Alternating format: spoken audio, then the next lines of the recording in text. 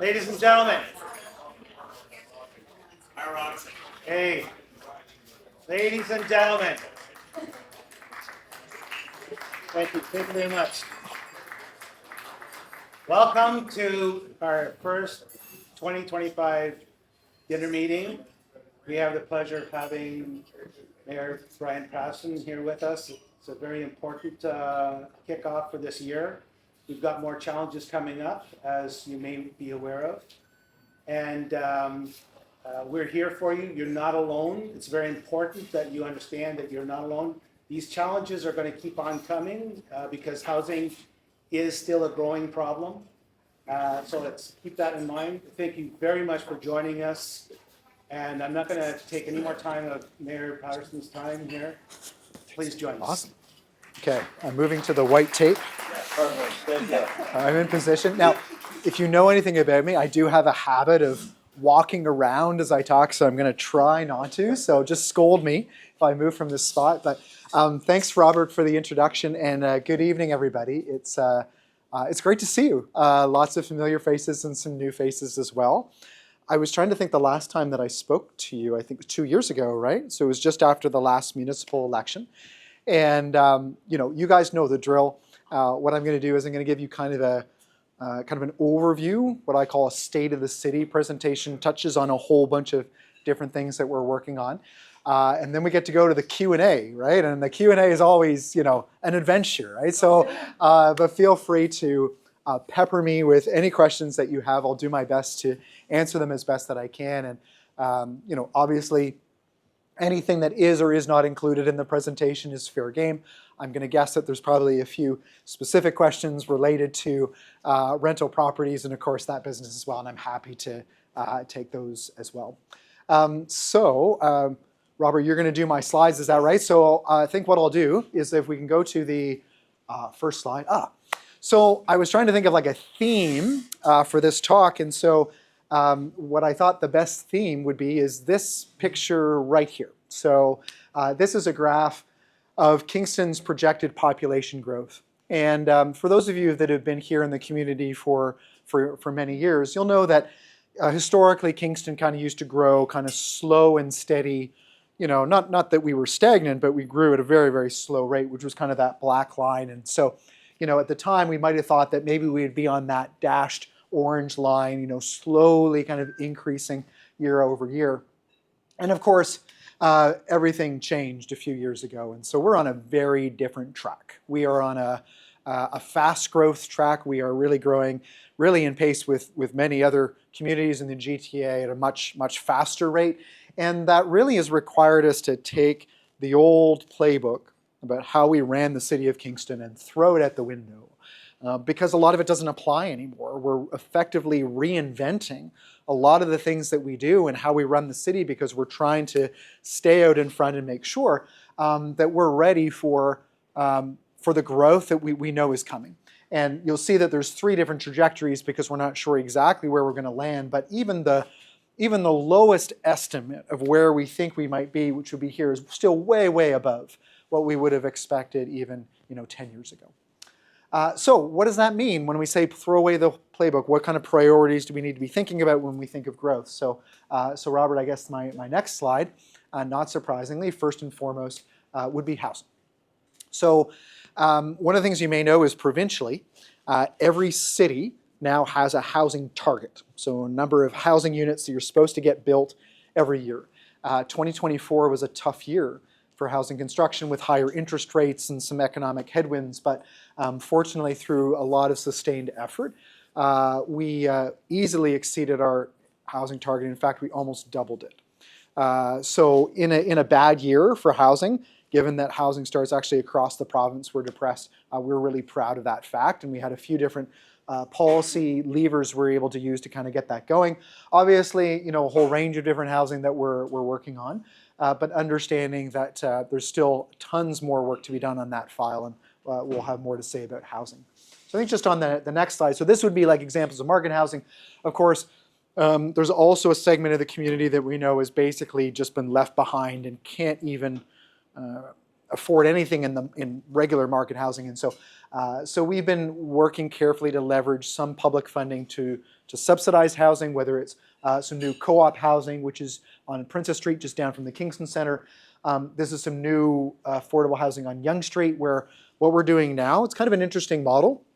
What we do is we take a partnership between a private builder, so this is KRPOA, and what we do is we converge it with a nonprofit, so in this case TP Moza, which helps to find housing for vulnerable Indigenous individuals in the community, and we kind of combine them so we can create a good model for subsidized housing. And then these are the tiny homes that were built by Habitat for Humanity, just by the Rideau Heights Community Center, just not far from here. So if you think about our strategy for housing, right, so kind of hit it at like a high level, our strategy basically consists of two main tracks. So Robert, next slide. So the first is intensification. So what we're doing is trying to build as much new housing within the core of the city as we can. And so obviously a good example of that would be some new taller buildings you're going to see in different pockets of the downtown. For example, this here is already under construction. At the top left, that's going to be the new tower going at where the Good Life Fitness is, across from the Food Basics downtown. And then this one here will be at Queen and Barry, next to the Renaissance Event Center. So what you're going to see in like 10 years is you're going to see a couple of pockets of taller buildings. Not kind of scattered everywhere, because we do agree that we have a beautiful heritage downtown, and so there's certain areas where we're keeping the height low. But at the same time, we know to sustain the downtown, we need more people living there. So we're going to have some good development.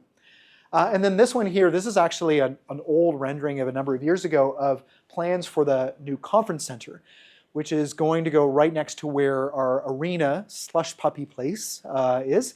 The cool part is that we actually have a live proposal in front of us. Very exciting. Meets the need for public parking in the downtown, hotel, conference center, residential development, lots of great stuff on the street level. I'm not allowed to show it to you yet. So I think hopefully next month, maybe in a couple months, it will come to council and we'll be able to kind of see what that proposal is and be able to discuss in more detail. But I think a really, really exciting addition to the downtown as well. So one part of our strategy, build as much as we can within the urban core of the city. The other strategy, kind of to our next slide, is to look at expanding the urban boundary. Just given the amount of growth that we're seeing, there's just simply not enough available land to be able to meet all our housing needs. And so we are looking at potentially some expansions. We're still going to be working out over the coming months. Do we go east? Do we go west? Do we do a little bit of both? We're even going to explore what can go north of the 401. This is really the time to have that conversation, because if we know we're going to be growing, it's good to plan that out. Now. So this is, everything here in the context is housing, but actually there's another reason why we need to expand the urban boundary, not just because of housing, but Robert, just our next slide, is to make space for new businesses. And as I like to share the story, when I first started as mayor, the biggest economic development challenge that we faced was trying to attract new businesses to come and set up shop in Kingston. Now the biggest problem that we have is finding enough space for the businesses that now want to come here. And so I'm spending a lot of time with our staff planning that out. So kind of that same two-pronged strategy with housing. On the one hand, what space can we use within the existing core of the city? So this here, that was the old Innovation Park by the Kingston Center. So it's been completely renovated and redone by a company named Modern Niagara. Great partnership with the city. We now have some really exciting accelerator programs for sustainable manufacturing companies happening in this space. So it's really exciting stuff happening here, spinning off new jobs and investment. And then also, we're just looking to expand our urban boundary just to make room in our business parks, because we continue to field a lot of calls and a lot of demand for new business space. Next slide is perfect. So with growth, it's more housing, we need more land. The other thing that we are spending a lot of time talking about is the need for more electricity. One of the biggest risks that I see is and this has happened to other communities, is where you have lots of housing and you have lots of businesses that want to open, but there's not enough electricity supply, and so they can't go forward. So we're trying to make sure we're ahead of the game because we see the growth pressures that are already there. And if you think about provincially, there's lots of work to generate electricity, but there has to be billions of dollars in investment in the transmission lines to get the electricity from where it's generated to where it needs to go, which is here. So that's actually a major advocacy priority for me right now. So pushing Hydro One and the provincial government to make sure that investment happens. What we are doing locally is we're actually making some key investments to make sure that whatever electricity does get here, that we can distribute it as efficiently as possible so that we can continue to drive the housing and the economic development that we're working on. Next slide. Okay, now, as much as growth pressure involves needs for more housing and more space for businesses, I think one of the other big pressure points that we've seen the last few years is it's putting real pressure on our human services. Probably the best example of that would be healthcare, and probably the best example within that would be the shortage of family physicians. So I think it was 3 years ago, we did a study and we estimated that there were upwards of 30,000 people in Kingston without a family doctor. That was a big concern. I mean, when I went door to door in the last municipal election, it was one of the biggest issues that I heard about. It's not traditionally a municipal issue, but it just hit a crisis point. We really had no choice, I think. We couldn't really turn a blind eye to it. So what we did is we made some investments to attract new doctors. We've done a couple of other things. First, in the top left, that's the former Extendicare long-term care home at Bath and Queen Mary Road. Extendicare has now moved to a new building over by the RioCan Centre. So we've bought this building, and half of that building is going to become a new primary care clinic. It will serve 8 to 10,000 patients in Kingston. The other thing that we've done is we've actually given grants to existing family physician clinics, like this one here. And the idea is that we invest in them so that they can purchase software to help them with their administration. I think that the statistic is that the average family doctor spends 40% of their time doing paperwork. So software, right, lowers that load, gives them more space to see more patients. So that's something else we've been working on. All of these things together have taken us from 30,000 people without a family doctor to 15,000. So we've cut it in half, really good, but we still have 15,000. So still lots of work to be done on that front. Okay, I've talked about housing, I've talked about healthcare. Now let's talk about the most challenging, complex issue that I've ever encountered as mayor that combines the two of them. And that would be the issue of encampments. So encampments, a very challenging political file, really difficult, and yet at the same time, I can tell you, based on my experience from the last couple of years, I'm absolutely convinced encampments are not a viable solution to homelessness. They are incredibly dangerous to surrounding neighborhoods. They're incredibly dangerous to the people living inside the encampments. We've seen an enormous number of incidents of vulnerable people being taken advantage of in terrible ways. So one of the things that we're working on is finding solutions out of this. And it's complicated, right? Homelessness has changed a lot. It used to be that it was primarily, okay, they don't have a home, so we'll get them into an emergency shelter and then get them rehoused. But now a lot of how homelessness we face, it's connected with mental health or addiction challenges, and so it's not just housing now, it's healthcare. So what are we doing? Well, obviously, we can start with emergency shelters, so we've opened a couple of those. But even just on the next slide, Robert, if I can, one of the big things that we're really pushing now is treatment. Treatment options for people to be able to kind of be able to get back on their feet. So I had a great time at the Salvation Army's Harbor Lights Center. Right? This is a great treatment program for mental health and addictions. The challenge is that they have a 6-month waiting list and they only treat men. So we need more options, right? So just before Christmas, we opened up 206 Concession Street. This will be a stabilization treatment center for people, and basically coming right out of the encampment. If you think people that used to live in the Bell Park encampment or camping in Bell Park right now, right? When they're ready, we're trying to plug them right into this space. They're in there, they stabilize, and then, Robert, next slide would be transitional housing. So for example, the Homes for Heroes housing, if you've seen that down at King and Portsmouth, just an amazing little village that they've created. It's really kind of a flagship development that I think cities from across Canada are coming to have a look at because it's a really successful program. And then back to the extended care long-term care home that I mentioned earlier. I said that half the building would be a primary care clinic, the other half will be a transitional housing for older folks with physical and mental health challenges. Okay, so what else do you need with a growing community? Well, you need new community spaces. So a couple things that we're working on. So top right and bottom left is the new St. Vincent de Paul Community Center down on Bagot Street. So a great, exciting new development, more space for, think about St. Vincent de Paul and how they're serving those that don't have enough to eat. Well, their client list has doubled, if not tripled, over the last few years. So obviously being able to meet those needs. And it's being built by Lodestar, which is connected with Anchor Concrete. It's their new modular building technology. Basically is going to mean that instead of this community center being built over 2 or 3 years, it's going to be built, it should be finished in a few months. So that's pretty exciting. And then also we've got some new spaces for kids, the new STEM robotic lab, which is a great way to kind of get vulnerable kids into a space where they learn, get excited about education, and develop great career opportunities. Next slide, Robert. Thank you. You're right ahead of me. So when I talk about new spaces, we need indoor spaces, but we also need new outdoor spaces. So a couple of ones that I want to highlight for you. The first on the left is the plans for Confederation Basin. And so it started off that we had an idea for a walkway, so you can kind of walk out on the breakwater that kind of juts out into the waterfront, kind of get new vistas and experience the waterfront in a better way. Waterfront is such a great treasure for Kingston, and so we're always trying to unlock new ways to access and enjoy it. But the cool part is it's become far more than that. Now it's actually inside the breakwater. We're gonna clean up all the pollution, and then we're gonna make it a swimming area for kids.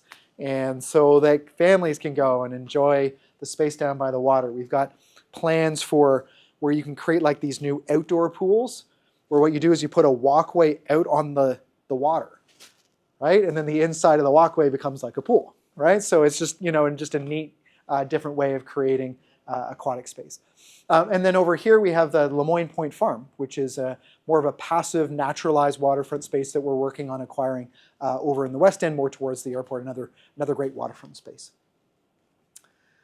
Okay, talked a little bit about aquatics. Let me talk a little bit more about that. Think about a growing community. One of the biggest pressure points that we're seeing right now is with aquatics. If anybody has tried to book swimming lessons for their son or daughter, you'll know it's very difficult, very challenging. We desperately need more pool space, but pools are very expensive and they take a long time to build. So a couple of things that we're working on. Over on the left, these two pictures are of the new pool facility in Amherstview. And this is actually part of our push as we grow. We need to start thinking more regionally. So for example, I live out in the West End. It's actually much faster for me to get to the pool in Amherstview than it is to go, say, to the Y, down at the Kingston Centre. And so what we've done is we partnered with Amherstview and said, hey, we're gonna contribute to your project on the condition that Kingston residents can use your facility as much as Loyal's Township residents. And so that facility is gonna be open and ready later this year. The other thing that we're doing for pool space is we're enclosing the pool at the Memorial Centre, right? Amazing pool, 2 months of the year, right? 10 months of the year, it just sits there empty, right? So why not enclose it so it could be used 12 months a year? So that's a project that we're working on now. It's going to take us a couple of years to finish, but again, that will really help with opening up new pool space in the community. Speaking of the Memorial Centre, you might have heard that there's another recreation opportunity that's created quite a buzz in the city, and so we had a great discussion about it at council a couple weeks ago, and now we've kind of launched more of a formalized community discussion. This would be for a modular soccer stadium that would be in the northeast corner of the Memorial Centre property. So there's the arena down there, there's the pool down here, right? So this part of the property is not particularly well used. So the thought was, well, what if we had like a soccer stadium here? It would be constructed and operated by a private proponent who is bidding for a Canadian Premier League team. So we would have not just OHL hockey, but we would have Canadian Premier League soccer here in Kingston. And it would be available for local sports organizations and soccer teams. It would be domed during the winter, so it could be used all year round. So I think some pretty exciting opportunity there. What it would require, though, is we'd have to move the dog park over, and then we'd have to look at more parking, which is probably where we might need to get rid of the barns, which I think are quite old. So we might need to invest in some new space for the fall fair or for the Memorial Center Farmers Market. But those are discussions we're having right now. And so if you have any feedback for me, let me know, because we are actively working on trying to come to a decision one way or the other this March. A couple of other things as we grow, wanting to make sure that we're continuing to make sure it's easy for people to get in and around the city. So we're continuing to invest in new transit routes. We now have a transit route to Westbrook, which is something that people were asking us for a long time, and are looking at other high value, high impact ways to be able to expand our transit fleet to help people get around the community. The other thing we're doing is, next slide, Robert, would be just working on safer streets. So as we grow, trying to preserve walkability. A couple things that we're doing: more pedestrian crosswalks in different neighborhoods, and also in community safety zones. We've rolled out photo radar in several communities just to make sure, especially for kids walking to school, that they are kept as safe as possible. So if you think about a growing community, you need to be able to get around the community, but you also need to be able to get to the community. So what I want to make sure is that there are good, viable alternatives to the 401. Right? So how do you get to Kingston? Well, we continue to work on the air service front, and air service has been through a lot of crazy stuff over the last 5 years, but I'm feeling more optimistic now than I think I have before. So we're going to get there. We'll get air service back to Kingston. The other is train. And one of the really interesting discussions that we're having right now is with Via Rail. So this plan has been in the works for a while, but you think of the orange line, that's the existing Via Rail line. And the blue line was the old CP line, which hasn't really been used, but is now being proposed to be a new dedicated passenger rail corridor. The issue is that it doesn't run through Kingston. And so obviously, as you can imagine, when I first saw this plan, I was somewhat distressed, because the last thing that I would want is to make sure, if the future of rail travel is going to be on these lines, that Kingston is connected to that. The one thing that VIA had told me at the time is that, well, don't worry about it, because what we'll be able to do is completely change the way that train service is offered in Eastern Ontario. So for example, right now, trains either go from like Toronto to Ottawa or Toronto to Montreal or back. So Kingston is an intermediate stop. What that means is that we get a lot of trains that come into Kingston between like 11 o'clock in the morning and like 4 in the afternoon. But if you're going to go to Toronto or to Ottawa or Montreal for a day of meetings, you need an early morning train to get you out of Kingston. And if you want to have dinner or do like a show or something, you want a late evening train back. So what's been proposed is that they would completely redo the service on the orange line. So instead of the train starting in Toronto or Montreal, they would start and end in Kingston. And they would kind of go one way or the other, and then that would create a better frequency of train service. Now, I'm pressing on this because the plans keep changing, and now Via Rail's announced that, well, no, now it's going to be high-speed rail, and so now we're concerned that that the promises and commitments made to us are somehow have been forgotten, and so watch for that. I'm prepared to go nuclear on this issue if needed, because I think it's really important for the future of the community. So stay tuned on that one. So that's connecting to Kingston, and then I think after that, so we just finished our city budget meetings last week. If you were following them, you will know that we had a challenge this year, and that was with our police budget. So if you took the police budget out of the mix, all of our city services come in basically a property tax increase around inflation, about 2.8%, but police doubled it. Police services have gone crazy across the province. This is just to maintain the existing policing we have. So there's some structural issues and I'll dare say challenges with policing across the province. And so we've been hit by that, so has everybody else. And so we're actually in the midst of an advocacy campaign with the provincial government to assist on this If we're successful, then that will obviously help reduce the tax rate from its current level. But ultimately making sure that we're trying to invest in the needs of a growing city. And you'll see, like at the top left, one of the things that we're starting to roll out this year is automated garbage collection. Right? So what you're going to have in a few years is everybody in Kingston, you'll have like a standard issue garbage can that you'll wheel out to this curb, and then the truck will just come with its automatic arm and flip it over. It's actually cheaper for us, more efficient way of offering city services. So we're just trying to embrace technology as best we can to offer the services that Kingston residents need. I think, if my next slide is correct, I think we're there. We are there at questions. So thanks, everybody, and looking forward to the Q&A. Okay.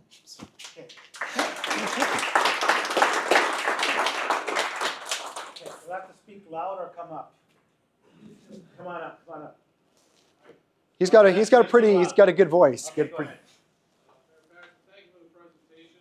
Very nice. Last time you were here, I was here. You talked about a regional ad hoc committee encompassing economics and tourism and that when you get up. I'm just wondering how that's going and what your thoughts are compared to that kind of relationship with the outline in this town. Absolutely, thank you. I guess I should probably repeat the question for people online. Yes. Should I do that? Okay, Yes. So the question was that a couple of years ago when I was here, I talked about a new regional mayor's council that we had formed. It's myself, the mayor of Napanee, the mayor of Loyalist Township, mayor of Gananoque, and the mayor of South Frontenac, the mayor of Township of Leeds and Thousand Islands. So we are meeting. We've actually had a number of meetings over the last couple of years. I think 2 years ago we were just starting it up. We might have just had our first meeting. And it's actually been really good discussions. One of the things that has naturally come up is, what things can we do together as a region? So I'll give you a couple of examples. One was the recreation piece. So for example, our investment in the pool in Loyalist Township that now enables Kingston residents to use that pool. A good example of that. So another piece is transit, like regional transit, where you could have a commuter transit. So, it may not run like a regular bus schedule, but suppose that, every like Monday to Friday at 8 o'clock in the morning, there's a bus that leaves from Napanee to downtown Kingston, right? Or from Gananoque into Kingston, because there's a lot of people in the surrounding communities that work in Kingston, for example. So I think those are a couple of interesting ones. Policing has come up, right? Because of the cost of policing, we started to think, is there a way that we could maybe work together on maybe a regional police force? So all of these are really helpful discussions to kind of bat out opportunities. So I think that this is here to stay. We don't have regional government here, but I'm going to tell you, with the growth that we're going to see, we're going to need something. So that's starting with this, and I'm not suggesting we're going to pursue amalgamation or anything. I don't think that's the answer, but I think a structure where municipalities that are sitting side by side can work together on the challenges that we're all facing. I think it makes a lot of sense. At the back. In the east end, just by the new bridge. Yeah. My house got broken into 3 times. One, my fault, the remote control from the truck, they opened it. It was just opportunity thieves, like they took a few jewels and stuff, took my bike. But in the east side, the community group on Facebook, each week, a few. There's 2-3 people, I talked to them, they told me what I'm not allowed to do as a veteran, and I cannot attach, I ask what I can do. Sure. There's nothing we can do. Somebody will get hurt, and it may be a kid, it may be an adult. Bike traffic, tool traffic. There's not enough police force for home security to be there and patrol. They don't care about cameras. I'm telling you, sir, somebody will get hurt. I can feel it from the discussions online on Facebook groups. Yep. We need to do something before the worst happens. So, Martin, thank you for the question. So the question was about, I think, not enough policing and a comment about break-ins in the East End, which, I mean, frankly, historically, you wouldn't have, that's probably not an area of the city where we would have seen as much of that, right? So break-ins, concern of somebody's going to get seriously injured or killed, right? It can escalate. So here's what I'm going to tell you. I completely agree with you. Public safety didn't used to make the top 10 political issues in Kingston. It's now number 2, just below housing. In fact, it's basically competing with housing. So what you have said to me, I hear this every day. So what do I think is the issue? I mean, there are no simple solutions, and yes, more policing is one of them, but let me say this.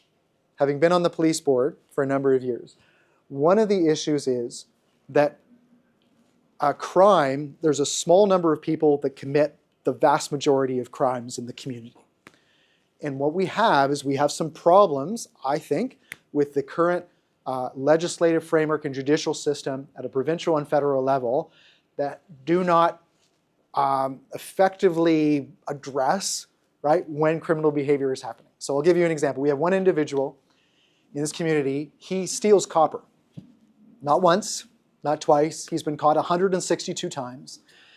And every single time they catch him, and then the courts just let him go. They say it's not a priority. So what are we supposed to do, right? So police now get frustrated because then they're getting blamed because then they're saying the police aren't doing their job. It's a complex system, and I unfortunately I don't think that I can solve it all at a city level, but I hear you, and I think that this concern is going to have to drive some, I think, larger changes, provincially and The federally. reason why I bring the point is because everything we're hearing, Yep. housing, mental health, and why do I point the East End? One, I live there, and two, if it's in the East End now, imagine the rest. Okay? So It's true. I own properties downtown, and I'm good with my tenants, and I know what's happening around, and we try to help the best we can, give grace and be good. But I'm glad to see the clinics, education is not talked tonight. So safety, education, Yep. will save the city. Yep. Because without that, people will be on the street, drug addict, trying to survive. They all do it for the good reason or the wrongdoing. Yep. But you know what I mean. So I bring those 2 points to you as a question comment. Excellent. Because they're complementary and not spoken about. Excellent. I agree, and thank you for the comment. Absolutely. So Lindsay and then Jason. Hey, Lindsay. Hi. I just want to say what a safety concern since the hub is closed. I live on Montreal Street, and since the hub is closed, the sirens have like been eliminated. It was like every few minutes you hear sirens of emergency services going in that general direction, and it's changed. So everything's sort of spreading out. So that's where you're seeing it. But it was all congested, that one area. So no offense, but I can tell like you that 5 years, people I see on my cameras are 18 years old coming back at 5 a.m. from the big party with a backpack with no intent to steal. Or some poor people that Yep. do the cars, or more professional people that do cars. Yep. But it's a mix. It's not the homeless that come and steal my tools, Yep. opportunity in my garage. Yep. It is I know. 3 different types of people. Excellent. okay, so I just, as part of the rental association, rental licensing has been a thorn in our side, every discussion about it. We had Curtis Smith, Curtis Smith, yeah, wonderful guy. and he's gone. And so we had that connection Yeah. with this good guy who Yeah. came in and listened to us, and the 3 options for council to consider, and one was, but then nothing. We hear nothing. There's no engagement. He's gone. Yeah. So we don't even know the status of it. So we're all sort of sitting here going, okay, what's going to happen? Because we fear that it's going to morph back into Yeah. a licensing regime that's going to create a bureaucratic nightmare for the city. Yep. And kill us. Like, what did you just say the tax rate went? 5.3%? 2.5% for rent increases for however many years, I know. 0% in 2021. We can't do this anymore, right? Like, I hear. it's too much. We need to provide housing, Yep. but it's becoming completely cost prohibitive to do so. Yep. Add to that the different levels of international students that are dropping. I know. You're seeing the programs kind of St. Lawrence, Queens is screwed. Our housing, I don't know about any of you, it used to be when you posted something, you would have a mountain of responses. I'm not even getting the crazy people responses. So, family of 5 with So I don't know what the vacancy rate is now in Kingston, but it's a hell of a lot higher than it has been. No, it is. Well, the And vacancy rate went, there are empty places sitting out there. For sure. And the landlords have lowered the rent. They're still Yep. not getting any action. So when you talk about population growth, Yep. and you talk about, providing more housing, there are policies at different levels of government Sure. that are affecting us right now. So Sure. that's a lot of questions, and I'm sorry I ran that. But I'm gonna- the big time is licensing one, and you know me, you're used to that. Lindsay, thank you. I am used to you.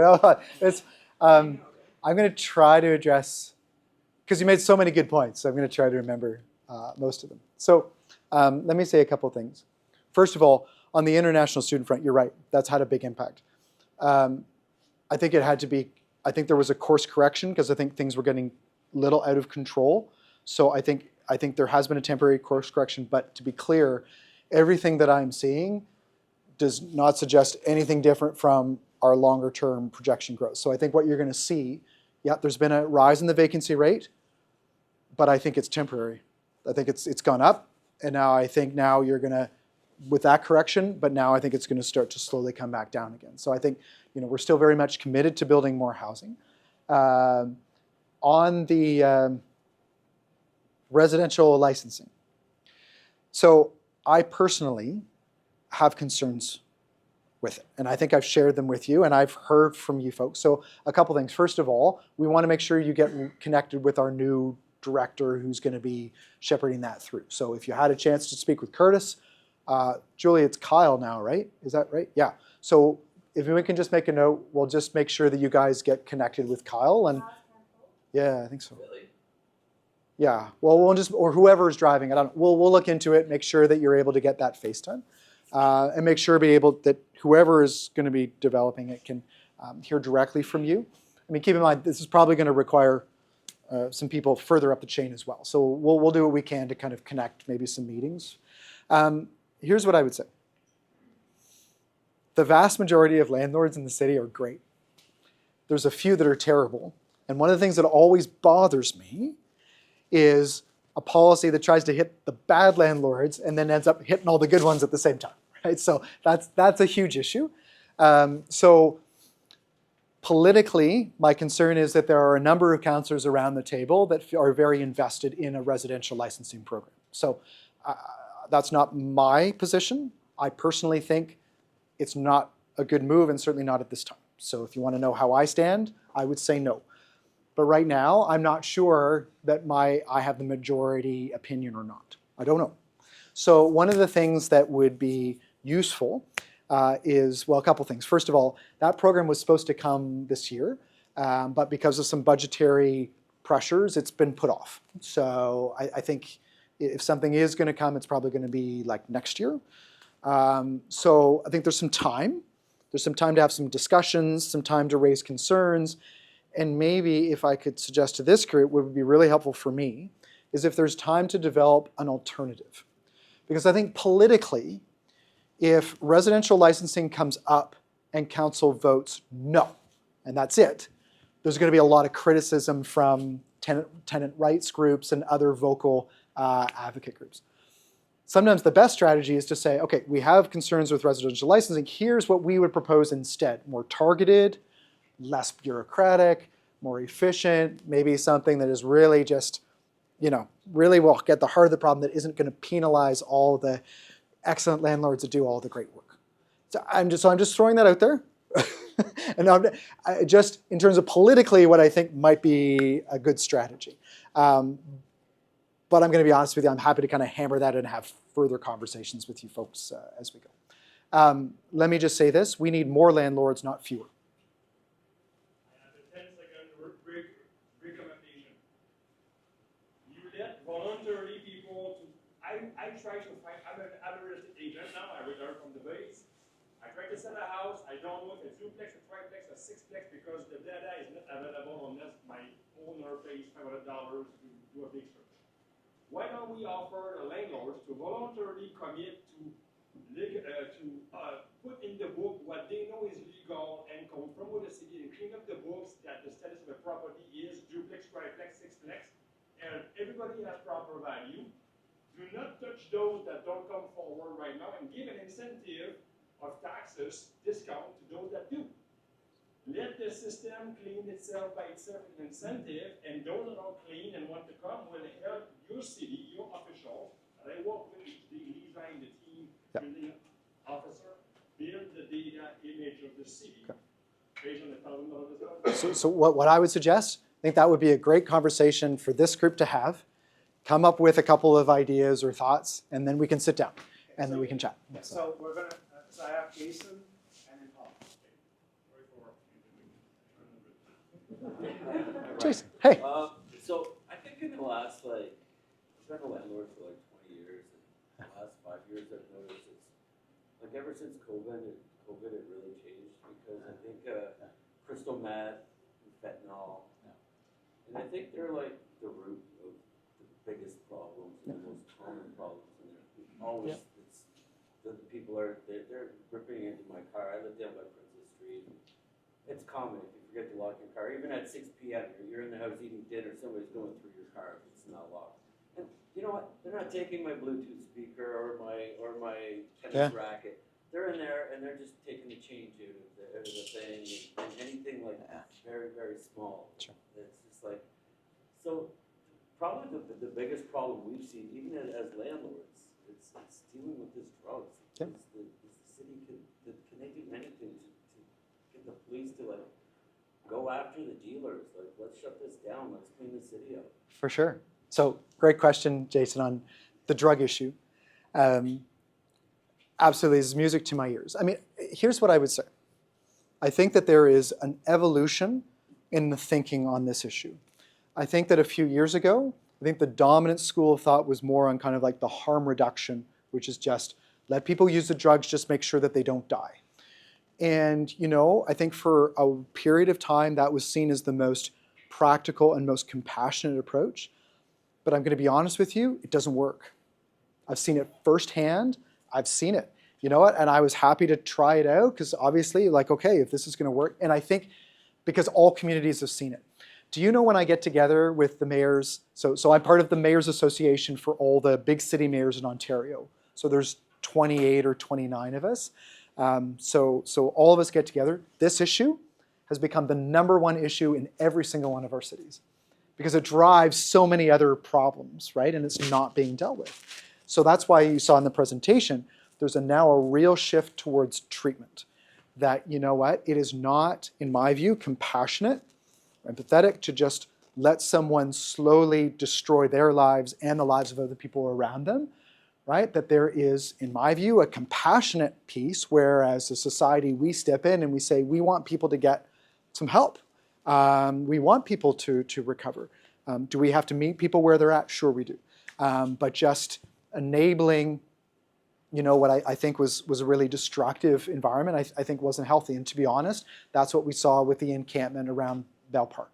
And we fought for 2 years to try to deal with it. We were stopped but at every turn by the judicial system, by the law enforcement situation. And the only reason why that encampment is not still there is because there was a double homicide and 2 people were stabbed to death and it became a crime scene. That's the only thing that allowed us to finally deal with that encampment, which is different. Follow up with one more question. Okay, because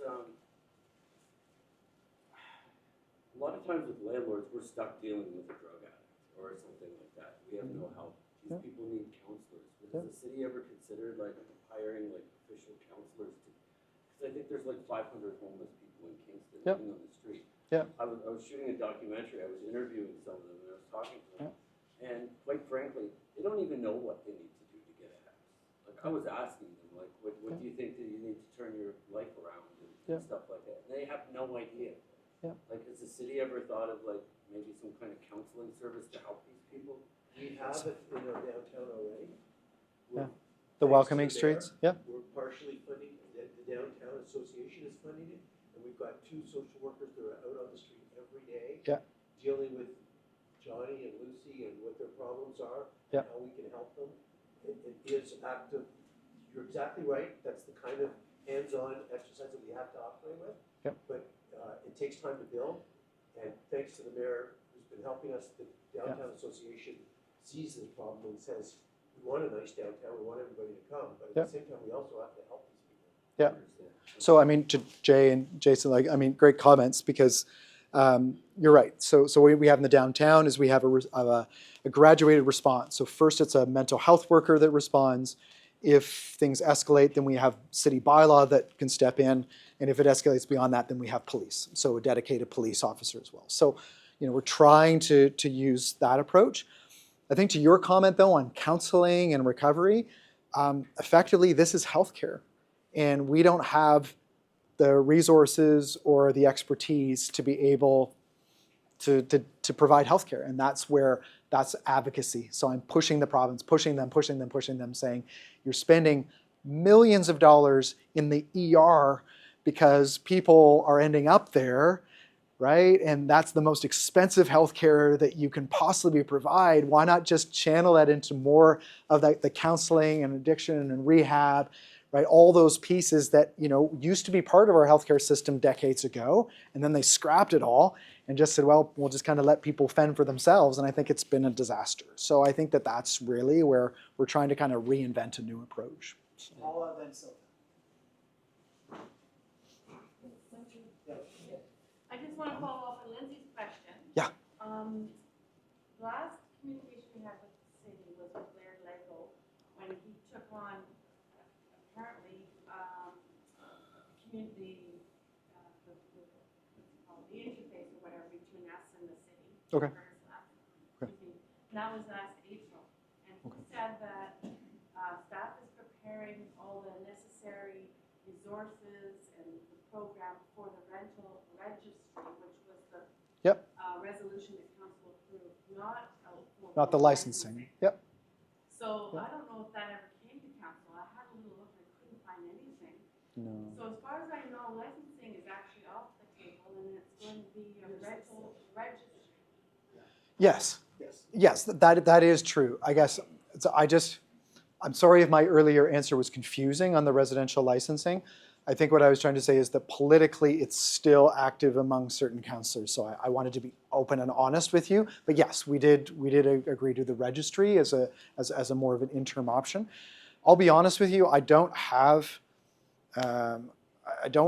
more information on exactly what the timing will be yet, but we can look into that and let you guys know if that's helpful. Yeah, for sure.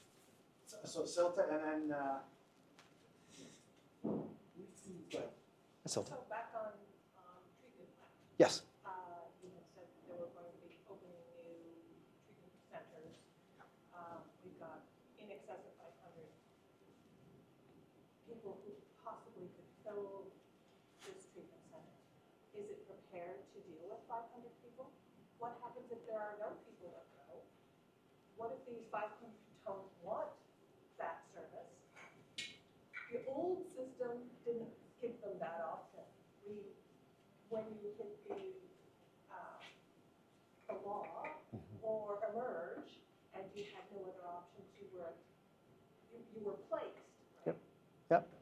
So it's a great question on what do you do with people that need help but aren't open or ready to get that help, right? Can you Yep. provide help for that? Yep. So 3 months ago, the Mayor's Association that I mentioned, we had a 5-hour meeting on this topic. And there are a number of us that felt that, maybe it's time to explore an approach of what we would call compassionate intervention. So you think of a family member, right, that might be struggling with an addiction issue. Do we say about that family member, well, it's their choice and, we don't want to get involved? Or do we say, we love them too much to allow them to continue on this road? Do we actually intervene and try to get them help, right? So which is the more compassionate approach, right? So it's sort of looking at that from a more of a society point of view. It's a divisive issue, so there are many people that are in favor of that. There are also many people that are opposed to that. And I think that some of that might be tied to earlier abuses of that approach decades ago, right? So sometimes what happens in public policy, you guys know this, is that the pendulum goes from one extreme to the other. So decades ago, there were people that were locked up for years, and there was mistreatment, and there were all sorts of issues and problems. And so I think that that led to a move away from institutionalization, but maybe went too far the other direction where now, nobody can get the help that they need. So is it possible to find a middle ground? I am going to give you one example, though, of something that I am pushing for that actually does exist in some communities, but it doesn't exist here. It's a system where if somebody is, let's suppose somebody does have an addiction issue and they get into trouble with the law, right? So let's suppose that they do have a break-in or something related to that. The justice system then has a diversion option, which says, okay, you can either go to jail or you can go to treatment. That, to me, they have a choice, and that actually has a lot more support. The issue is the province hasn't resourced that in Kingston. So one of the things that I'm advocating for is for the resources to have a diversion court here in Kingston, which is something we used to have a number of years ago. It's a drug court, where basically people that run into the problems with the law because of drugs, that they have an opportunity, instead of facing a jail time or some sort of other penalty, that they can get treatment instead. I think that that might actually be an effective way to address that, because not all people that are struggling with mental health and addiction issues are actually creating problems. Some of them are actually quite harmless. The problem is there's another group that are terrorizing the other homeless and neighborhoods and everyone else. And that's the issue, where usually there is another angle that we could say maybe a diversion court is the way to go. So these Even the ones that are supposedly harmless, are they really harmless to the system? Seriously? I don't, I'm not trying to push back too hard on your point. I'm trying to give you a window into the live policy discussions we're having right now. So what I've suggested to you, these are the different viewpoints that are being said right now. I would say that I am more on the side of compassionate intervention, because I actually think that is more compassionate. So how do we lobby for them? How do we make that happen? Well, there's a provincial election that started today. So I'll be honest with you, honestly, that's the number one issue that I'm pushing as mayor. So it would be great if you would be willing to kind of reach out to the candidates or be able to push on that issue. That's the biggest thing that the province needs to move on. I'll give you back corner first, and then you. I think there is, but I don't know. Just like what, I'm from Napanee. I've been a landlord for 40 years. I've been a municipal council for 40 years. Been a business person for 40 years. I belong to the Belleville Landlord Association, belong to business. Number one thing I'm gonna tell you, private landlords are not social workers. Huh?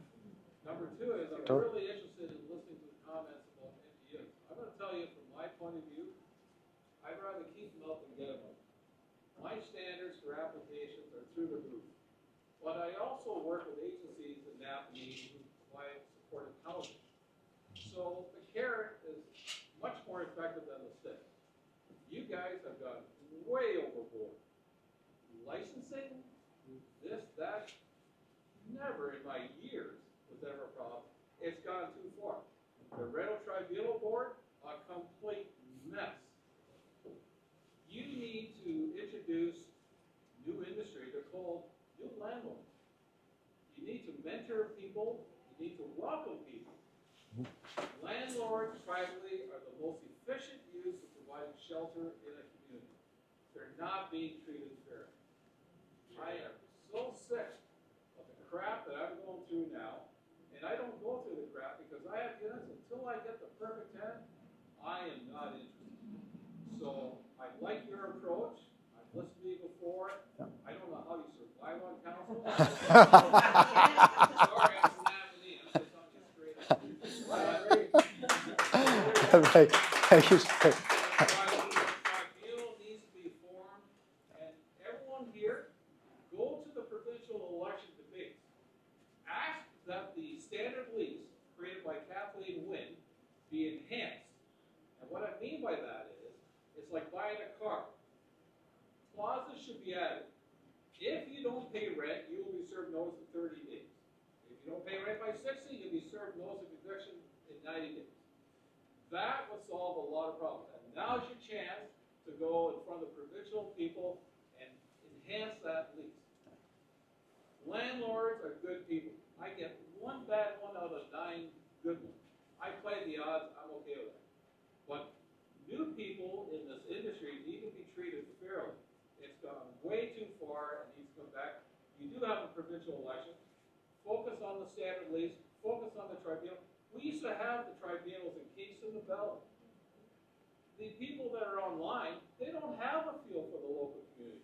And the level of service standards with the old tribunals were here, it was 90 days. And those people that served on those tribunals, if they didn't turn over their cases in 90 days, they're gone. Now you're shaking your boots because if you go online, you go across the T, you got another 6 months. There's a provincial election, go en masse to all the meetings and make these points. Thank you. Great comments. Great. Very good. Along the political philosophy lines, tectonic shifts south of the border. Yeah. Government down there is focusing on results, getting out of doing the process. Look at Kingston. We've got a provincial government that can't run a ferry. We've got a federal government that can't fix a bridge. We as governments, you're a leader of a government. How do you get bureaucracy to focus on quick-term results and not processes, adding complexity? Great comment, Hugh. Really, really good. I think I would say, I do think it's political leadership that matters most. But the one thing that I will say about political leadership is that political leadership responds to community pressure.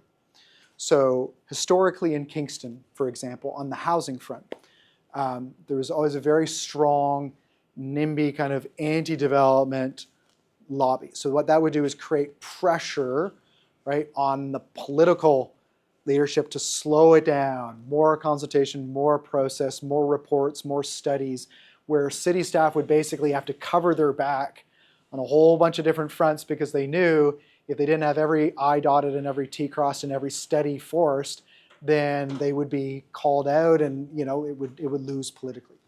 So I think the tectonic shift that you're suggesting is basically now the community pressure is now starting to come from the other side, which is actually, I think, encouraging because that does need to happen. Now it doesn't matter. Nobody runs for city council now in Kingston that is not pro-housing. 10 years ago, right?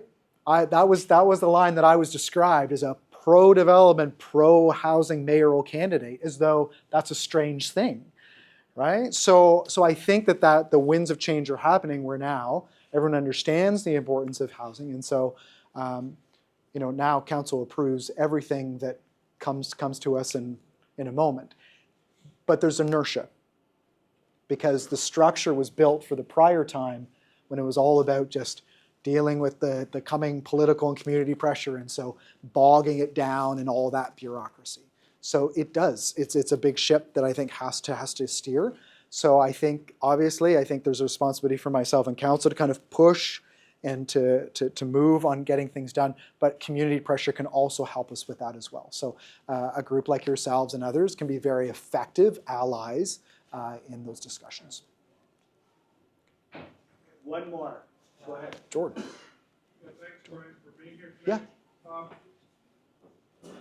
want to push back a little bit and just since everybody was here, I'm really happy to see so many people. I'm on the board of the KRPOA, and what we really need as an advocacy group is for you all to come out every month so that we can have, your opinions and your efforts to do more and have an even greater impact. If we were pretty successful in getting licensing reduced to a registration, hopefully it'll get reduced to something even less silly, but that's because of the work that this organization did. So if you're not a member, please join. If you are a member, please come out more often.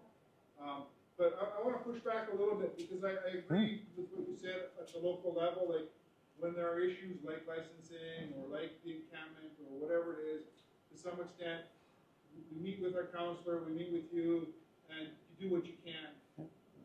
You're going to run federally in the next federal election, and one of the problems is that in the provincial and federal levels, talking to your MPP or your MP doesn't do anything because everything is decided centrally by a few party insiders. So, you know, I might really love you and want to support you federally, but I don't really like this fully out, okay?